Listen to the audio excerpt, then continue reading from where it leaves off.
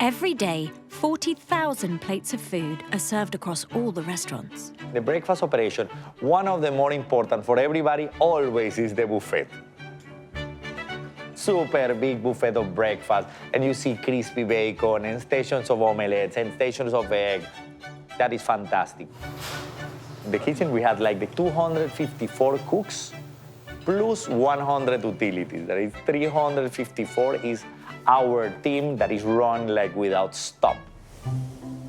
It's a new day on Symphony of the Seas, and it's the first of 3 port days guests will experience on their 7-day cruise. Operations will need to run perfectly if the world's largest cruise ship is to reach its destinations on time. There is one man in charge of keeping the ship on schedule, Captain Rick. All right, good morning, everybody. Good morning. So we're going to make our arrival into Roatan, Honduras, and we can go ahead and start. I am the captain on board the Symphony of the Seas, the largest cruise ship in the world. I think I'm probably the smallest captain in the world. This is national site, also showing rain and cloud. All right, I'll have navigational command, Staff Captain. You'll bring us in, and who's in the cockpit? Ariel. Okay, who's steering? Okay, very good. So yes, I'm very honored to be chosen. It wasn't the first time I was appointed captain of the largest cruise ship in the world. It's just the ships keep getting bigger. That's all. With the crew preparing operations for several busy days in various ports, first on the agenda is to dock a ship the size of 4 football pitches, and it's no easy feat. Oh, look how dark the sky is all over here. Pilot boat approaching. Hey, pilot boat is approaching. Yeah. Alongside. Pilot boat's alongside. Every port, we have a port pilot that is an expert in the port. They know the different currents, what wind conditions. Of course, there's language barriers as well, so it's very important to have them on board. You're gonna be a star on TV in the UK. Oh, man. Say hi to your fans in London. Hey. How you doing? With the port pilot on board, the world's largest cruise ship can dock at its first port of call, the island of Roatan, Honduras. Clear to proceed. Yep, ready to proceed. Very good.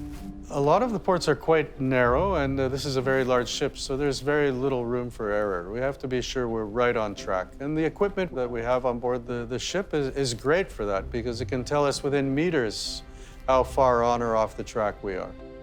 The captain and his staff also have the use of electronic and digital navigation charts, as well as a series of sensors located around the body of the vessel, giving accurate accounts of the ship's position and surroundings. The bow thruster, it's very sensitive. A slight movement one way or the other with my fingers controls enormous power. Similar to propellers, the bow thrusters at the front of the ship help maneuver the vessel with horsepower equivalent to 28 Ferraris. They're able to reach 3 to 4 knots and help the ship move on its side. Accompanied by local line handlers, this allows a precise and safe maneuver into dock. 7 meters. Perfect. Looking good. As Captain Rick and his port pilot guide the world's largest ship into port, 8 decks down in the galley, Chef Alan is busy overseeing breakfast for the 6,300 guests so they don't go hungry on their first day in port. Morning, morning. I'm Alan Gentile, I'm from Venezuela. I'm development chef of the fleet, the world's largest operation of food and beverage on the seas right now. How are you, senor? Das, how we are doing? Yeah? Pancakes, breakfast, super. So we had so many kitchens here that everything is completely different. For example, we had 30, yeah. 28, 30, more or less. There is so many kitchens that you get so confused. And those 30 kitchens serve the 23 dining areas. He's making all the omelettes. When they start to almost finish, he starts to make all the production here we start to serve it outside to give omelette fresh in big quantities and that the guests can have it faster. And with 60,000 eggs cracked each week, that's a lot of omelettes for Alan to oversee. But it's really full of pressure and stress, and we are making happen food for 6,400 in the same time. But it's really crazy, but it's amazing. Anyhow, that was a very good job. Nice conditions. We're in position. We've got the gangway set. And the authorities are giving us clearance, so everyone's going to get to go ashore and have a beautiful day today in Roatan. Roatan is the ship's first port of call, and with up to 14 cruise ships docking each week, more than 1 million passengers pass through the port each year. Every time we arrive in port, we just want to give our guests a heads up. A very good morning, ladies and gentlemen. This is your captain, Captain Rick, speaking to you from the bridge. We just let them know, first of all, where we are, what the weather is going to be like. The weather forecast for today, partly cloudy. There's a chance of rain and thunderstorms throughout the day. Also, a very important item is what time the ship sails, because we want to make sure everybody's back on time. All guests have to be back on board by 5:30 p.m. That is 5:30 p.m. That's why I make that announcement, just to let them know the ship has arrived. We have been cleared by the local authorities. Ladies and gentlemen, thank you very much for your attention, and have a great day today in Roatan, Honduras. Even though there's a wide variety of restaurants to choose from on board the ship, on port days, the most popular dining spot is the ship's main dining room.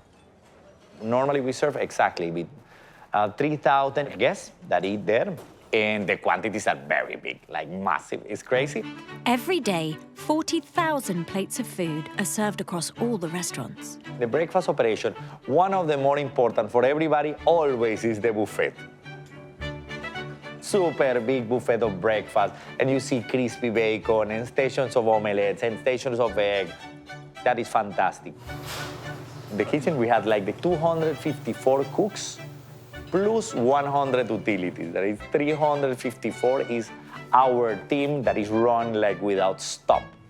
Breakfast may be in full swing, but that's not stopping Alan's team from preparing the day's lunch and dinner. And with 30,000 potatoes consumed across the week, there is a designated cook just for that vegetable. Okay, it had one cook named Potato Man. He only peel potatoes, bring potatoes, chop potatoes, mashed potatoes, like that, just potatoes the whole day. But for example, Bacon Man at night. Only bacon, bacon, bacon, bacon until it's crispy. Then when he finished that production, he starts to serve all the breakfast. Do you imagine the quantity of bacon crispy that we can serve in one morning? 170,000 slices of bacon are cooked every week, meaning Alan and his team are cooking more than 24,000 rashers of bacon each morning in preparation for breakfast.